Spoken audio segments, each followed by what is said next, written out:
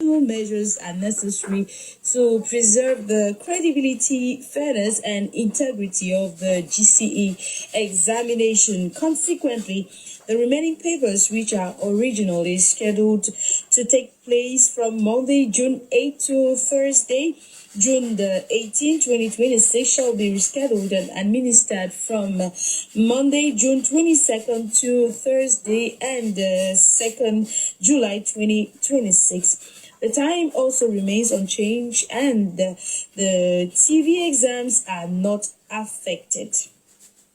Candidates are advised to remain calm and continue with their preparations. Heads of examination centers, school administrations, superintendents, and other examination officials are instructed to cooperate fully with the measures the government is putting in place in cooperation with the GCE Board to ensure the successful outcome of the examinations. Investigations are ongoing to identify the source and extent of the security breach and to ensure that all persons found responsible are brought to account in accordance with the law and applicable regulations. The government is fully aware of the inconvenience caused, however, preserving public confidence in the examination system. Good day and welcome to another special edition of our public affairs program. Today, we are going to discuss a topic that has sparked nationwide debate: the alleged leakage of the GCE Advanced Level examination papers. Is this a mere isolated case of fraud by a few individuals, or is it deeper failure in the examination security system of this country?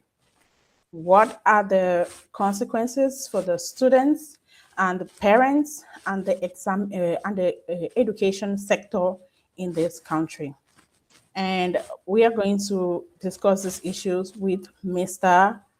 Mayor Cyril, militant of the MRC. Welcome to the program, Mr. Cyril.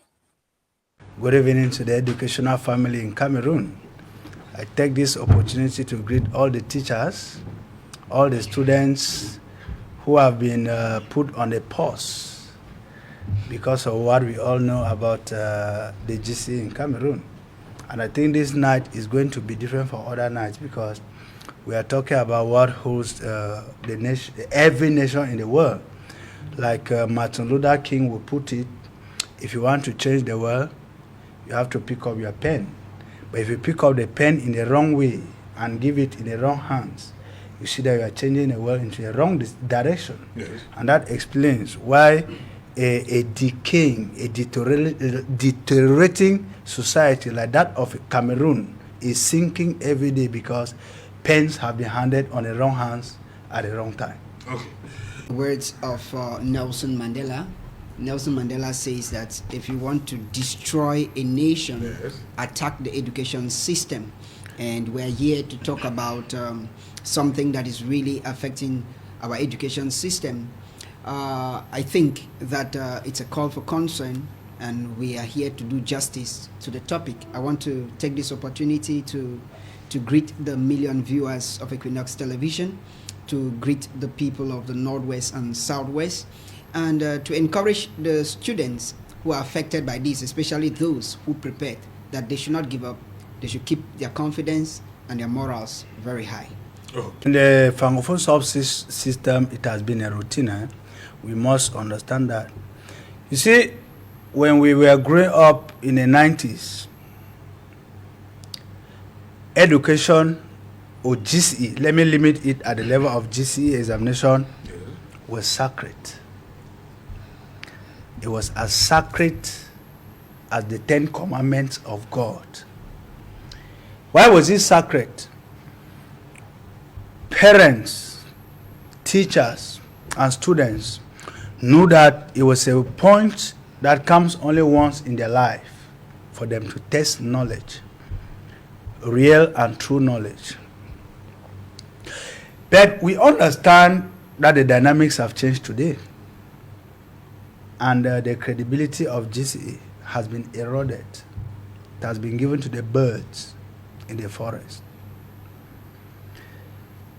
I was growing up, I heard of one Oma Yembe, who was once the registrar at the GCE Board. Those are the people who wield the manners in which GCE Board was managed.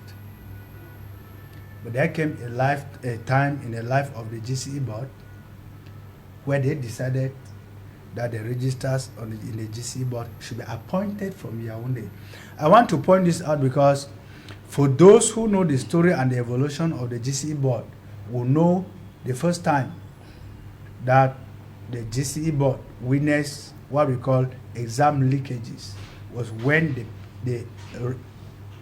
the administrators of that board were appointed from Yaoundé. And you know, it really breaks my heart so much and so deep because when you look at how exam is conducted today, exams is conducted by teachers. I always say I take responsibility. Who buy their way to ENS and SET. These teachers are managed by exam superintendents and bosses who bought their way into the ministries, and to them nothing remains sacred again as the conduct of this exam is concerned. You know, when you read me, it's like you are a prophet because at the license level, my research focused on exam malpractices and the effects on the academic career of children in the post-university level. And when I went back to this document, I read page 16 of my work that I did at the university. Examination leakage is a situation where question papers are seen by candidates before writing. It's a situation where examination leakage are traceable to the printing press or persons connected with the custody of the question. Custody is how secure the questions are. Now, when I looked at this, I came back to what I did some years ago. I said, but what is evaluation? To find out quality knowledge acquired, which must go along with change in behavior. Because as a teacher, if at the end of a lesson, there's no behavioral change, the lesson never took place. Unfortunately, when we talk about examination malpractice, it's a deliberate act of wrongdoing, contrary to rules and regulations guiding the good conduct of the exams. Now, Cameroon has failed in this domain woefully because one, you and I sit here, we don't set the exams. Even if we contribute in the setting of the exam, there are people who harmonize it. And there are people who should take these papers into custody, examination custody, which simply means how these papers are secured. Now, who is leaking them out is what we should be basing our attention on. Okay. So, GCE has lost its credibility because what we are looking tonight is a microcosm of what obtains at all levels of examination in Cameroon, be it official exam for certification, be it official exams like the NAMS, NSET, Senages, and all. All these leakages are there. Why? It centers around one thing, that Cameroon has so shame and has bought corruption as the gold medal that they need to have, because all of this can be stopped. But then when we have people who buy their way to go inside, they don't have that professional consciousness. Okay. When we have people who are not seated where they are supposed to be seated with pride professionally, they can do this kind of things. Okay. And they will go out scot-free. Thank you, Memorial. Yes, thank you very much, Seth. You know that in the setting and the setup of GCE, we have the setters, we have the harmonizers, we have the printers, and we have the transporters of this GCE. And that leakage can happen between the setters, the harmonizers, the printers, and those transporting, or even the superintendent. But it coils and boils down to one thing. It is a system error. It is a systemic error, because those who are supposed to manage examination of this magnitude should be backed by ethical values, should be backed by moral standards. But in a country where after you have your 2 advanced level with religion, you are told that to be recruited into public service, you need 2 papers without religion. You need 2 papers without moral education, meaning that morality is not valued in the public service. So we are training educated devils. And when you train educated devils to manage citizens, this is the result. And on a very lighter note, you should understand that Cameroon of recent is governed on social media. Cameroon's greatest arm of government is the social media. We could cite a lot of examples. In 2018, before elections were read, we had it on social media. That was to calm down tensions. In 2025, the list before the Constitutional Council pronounced it, it was on social media. It calmed down the tension.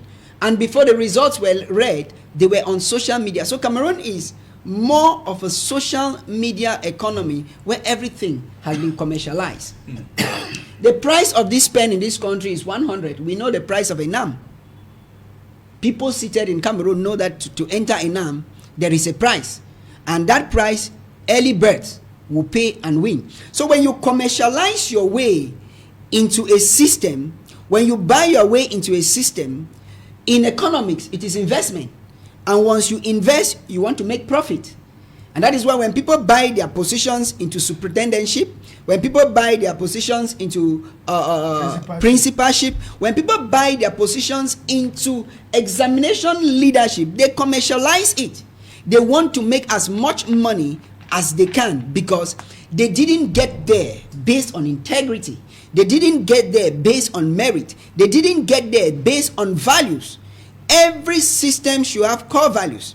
But such, on a very lighter note, this is Equinox Television talking about question leakages and examination fraud. Do you think the country is serious in itself when we are just coming from elections, where teachers sit in the classroom, teach children that cheating is not good? People go out and vote. Everywhere, people know who the winner is. And then results come out. A different winner is pronounced. We're asking, what are we actually teaching the children? It's a system that people have taken advantage. That it's a fraudulent system. So fraud is legitimized. We are living in a country where legality has become illegal and illegal things have become legal. And we only question the leakages. It is not a mistake. It is a systems problem. So it comes back to bounce back to us that finally those involved in the leakages, what are we testing the children? Are we testing their IQ, or we are testing their connection? Because you will not have students who will study, who will sacrifice and not sleep, just for them to get up one morning and realize that another person is not studying because he has somebody somewhere who has a question that will be given to that person overnight. What are we doing with our education system? Like I started in the open quote, when Nelson Mandela says that if you want to destroy a nation, attack its education system. That will still explain the reason why professors, doctors will be in front of the presidency, in front of the university with placards to be employed. Yes, assume that those doctors and professors, one, studied engineering. What have you done with your engineering ability? What have you added as value? Because in systems of business, when you grow academically, you add value to your country. And if you do engineering, for instance, I'm just using an example, you do engineering, there should be reasons, there should be proofs that you were educated, you have assimilated, and you can add value to the system. But if you cannot add value to the system, because in reality, if you add value to the system, the universities will look for you. But if there is no value to be added, you will be looking for the universities, and the universities will not see you. So it's a whole lot of a systems problem that is questioning the integrity of education system that we have to protect. On a sad note, like the minister said, investigations have started. But mind you that investigations don't end the problems of Cameroon. Investigations in Cameroon always start very loud and end silently. And the prosecutors are never brought to book. You have leakages of exam every year. That is, there is a possibility to leak exam. There is no possibility to leak the leakers. And we're asking, what is happening? The government of this country is so intelligent, and so intelligent that they only bring to book those they want to, because they have the intelligence to infiltrate these WhatsApp groups. There are WhatsApp groups that children pay. They write there, they pay 20,000 for B grade, they pay 40,000 for. The government has the intelligence to put in place and track down these people. But unfortunately, we can only get announcements on the media that the government is investigating, but they will never bring those people to book. If you don't bring them to book in a fraudulent system, the moment you silence fraud, you silence corruption, then you are giving a breeding ground for everybody to be corrupt, for everybody to be fraudulent, especially in a country where we apply for X and get Y. Thank you, Sonderic. The problems of Cameroon seems to be spiritual, like I've been saying, and I don't see any prayer, Lord, delivering Cameroon. You see, this thing of fraud, I want to thank my brother here for being very succinct and say it the way it should be said. You know, we have high officials in this country who have gone on air and have told Cameroonians that I have a degree, I have a master's degree, I have a doctorate in this. And if you ask them, the year that you were schooling, who was your course mate? And in which school, which institute? They will not tell you. Now, it is starting from the top to the bottom. It pains to work with somebody you know you are his superior academically, but up there, he's having a doctorate degree that you don't have. And all of this, you are asking me where we should situate the problem. I think my brother Raul already said it. It's at the level of the GCE Board. Let me tell you that at the level of the ministry. Non, dans la chaîne, avant que ça n'arrive devant les candidats, en fait, yes. Okay. Partant du ministère. À quel niveau se trouve? Let me tell you that the ministry does not set examination. That examination is set here on the field. It is sent for harmonization and validation. The ministry only gives its accord and gives the necessary logistic that governs that examination. You are not aware. So the ministry has, what happens is that, just like when they launch concours into ENS and INSET, you have people at the secretariat in Yaoundé. Yes. They tell you that 3 million, you go in for INSET. 4 million, you go in for ENS, Bambili, and all the like. These are normal routines that we are living every day. I once told you that when I say these things, it is for the love for my country. I don't care if you come after me or not. But the truth is that we have people who have studied biology and today they are history teachers in the secondary school, because at the time they were going to bribe, the only position that was available was for history department. And so their godfathers put them into history department. Tell me that in this kind of a country where people live on slogans for 44 years, how do we emerge? When examination malpractice has become the order of the day. I think when I was doing my research, one of the consequences of examination malpractice was that people sit on chairs that are not supposed to be their chairs. People carry job descriptions that they were never taught to be their own line of job description. People become bosses to those who were supposed to be their bosses. It is written. All of this because when we were doing literature in those days, we had this famous literature novel that we read with one guy there. They call him Wahala. Each thing they said, he cried. When they went to school to put him to learn, he cried. By the end of the day, he passes all his exams. Why? Because the parents were so influential that they could do everything so that before he goes to write exams in school, he has already written the exams in class. I am telling you that in competitive exams in this country, I assisted in an exam in Buea, I will not call the name, where students came there already having the questions 3 days before they written. National exams, section level 2. You are asking who is giving them. Examination has been monetized.